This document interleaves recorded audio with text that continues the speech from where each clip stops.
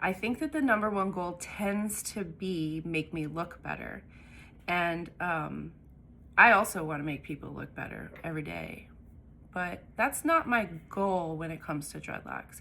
My goal when it comes to dreadlocks is to get each lock on your head to be structurally sound. It's truly what's going on in my mind is I'm thinking about the internal structure of every dreadlock. I'm thinking about the density, I'm thinking about the shape, I'm thinking about the long-term wearability and health of the dreadlock. And I want that thing to be strong forever. I want you to be able to hang from it. I want you to be able to not have weak spots. I want them to be consistent in density from root to end. And that is not an aesthetic thing. That is an integrity thing. That is something that is supportive and will not break off over time. You're gonna like this. I don't know how many of you out there use these little cones to put material inside. But one thing you'll find is that if you do not pack them properly, you will have issues with how they function. Okay? This is a good metaphor for dreadlocks. If you pack this thing too loose, it's not going to last as long because it's going to be weak. All right? This thing is it's loose, it's flat, it's gonna be weak, right? If I pack it inconsistently,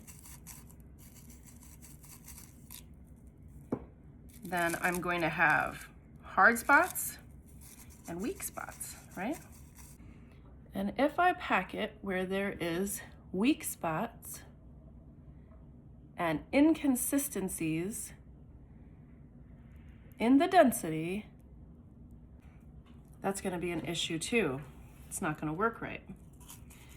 Now, if I pack it too tight, it's not going to work either, is it? If I sit here and I use these tools and I pack it extra tight so I can get as much in there as possible, number one, too much product is going to be shoved into a small space. There is going to be no oxygen flow through there. And if we were comparing that to a dreadlock, oxygen flow would be related to, let's say, movement, softness, flexibility, right? If we cram too much product or hair into this small space, it's going to be too tight, too hard. It's not going to move. It's not going to breathe, right? That thing is hard as a rock. It's not going to work right. This is the same for dreadlocks. There needs to be, in my opinion, the thing that I focus on is going to be density, flexibility, movement, breathability. I want those dreadlocks to be as close to natural as possible because they just last longer when they're like that. They feel happier. They move, they breathe, they train the new growth. They require less assistance. And they look better. They don't look hard. They don't look braided. They don't look twisted. They just look soft and spongy, the way that nature would create them. And some people will use the word matted because that is the look that it gives, but in a small, narrow window that I've created.